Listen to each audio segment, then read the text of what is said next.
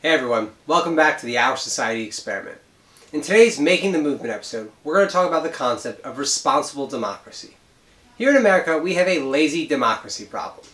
And that's not just some anecdotal opinion. I'm talking about actual statistics in terms of our voting participation. So, for example, in 2016, the American populace, 55% of eligible voters voted in the presidential election. In a more local example, in my home state of New Jersey, our recent gubernatorial election where we elect our next governor, 37% of the population that could vote chose to vote. The question is, why do we have a lazy democracy?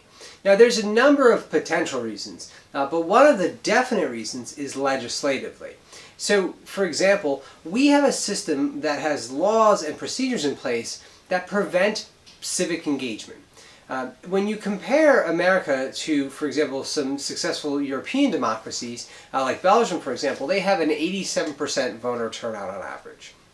So, obviously, it's possible to have more people, participating in the election and voting, but we don't.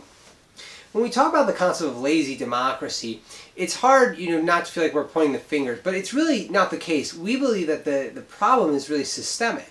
Having election day being on a day where you have to either take off work or leave work or go after work or go before work is just incredibly inconvenient. And there's a number of other democracies that have a national holiday on voting day. Other democracies also have mandatory voting. So if you don't vote, there's actually a fiscal penalty. So for example, one potential policy solution to increase civic participation in the U.S. would be making election day a national holiday and having a fiscal penalty if you choose not to vote. Just one example of a potential solution. Technology also presents a whole suite of new solutions. For example, the OurSociety Experiment. It's our main driving principle that in developing civic technology to increase civic participation, we have to make it as easy to do and convenient to use as possible.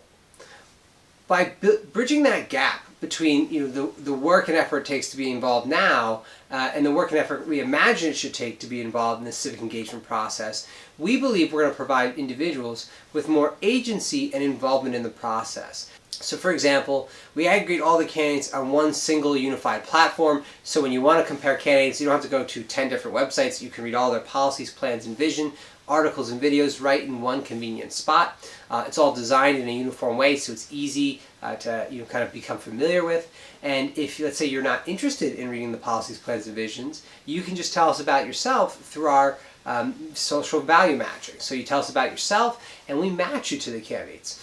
This allows individuals who don't have the time or political willpower to still make better voting decisions aligned with their own personal values. We believe that concept at its core will create more civic participation, because when you give the individual more agency in the process, more control over the destiny, so there isn't this high barrier to entry, we allow them to kind of participate in a much easier manner that will really motivate them to go out and vote, especially because they know they're making a decision that is aligned with their best interests. Technology also provides a pathway to increasing civic engagement should there not be the legislative willpower. And I think that's something that we as Americans have to really come to terms with, is that there might not be the legislative willpower. Why? Because corporations and private organizations donate a lot of money to political campaigns. And they might not benefit from having a highly participative democracy. What happens is that we almost have, in certain areas of the U.S., elected misrepresentatives. And I say that because we have elected representatives who actively vote against their constituents' best interests. I go into a lot of the details about this, and including providing examples in the blog post. But just to quickly summarize, impoverished rural areas in the U.S. more often than not vote for candidates who do not support their best interests. Now that's from a combination of education, the narrative they're fed through propaganda, and other factors that are kind of involved in that process. However, we can see now that this federal system that was designed 240 years ago, where states were laboratories of experiments, essentially they're experiments in a way of living, and the nation is essentially a collection of small nations, and the elected representatives get together and kind of work out cooperative projects on a national level. We can see that is not functioning as intended, and money is one of the big problems for that. So when we talk about increasing civic engagement and having a more responsible democracy where every citizen accepts the accountability and responsibility for living in a society that is a free and open society. It's easy to kind of turn the other cheek and look the other way and say, well, it's out of my control in an area like, for example, China, where the government has a very strict grip on its populace.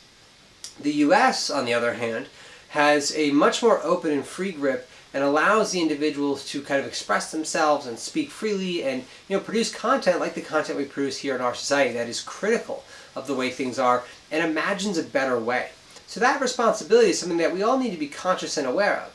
What really excites me about a responsible democracy initiative, a more collaborative and engaging civic engagement process, is that it's a shift both legislatively, policy-wise, as well as technologically, that everyone can get behind.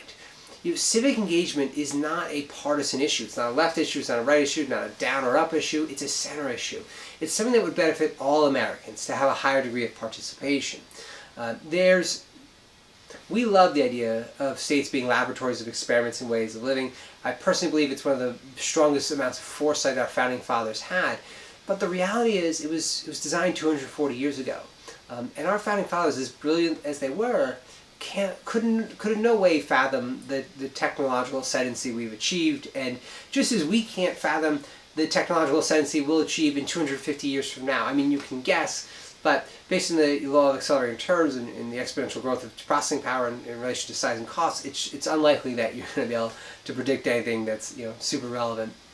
And so with that said, we just have to be willing to say, okay, this system's been great, but let's engage deeper. Let's get more people involved. Let's rely less on the representatives. Let's remove ourselves from this lazy democracy. Now, we're not suggesting getting rid of the representatives, but at least having the constituent base be more involved in the process and more knowledgeable and have more agency in the representatives they are electing.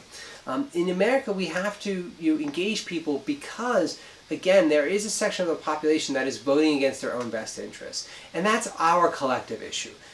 It's easy to look away and say, well, it's not my problem, it's them, it's the other.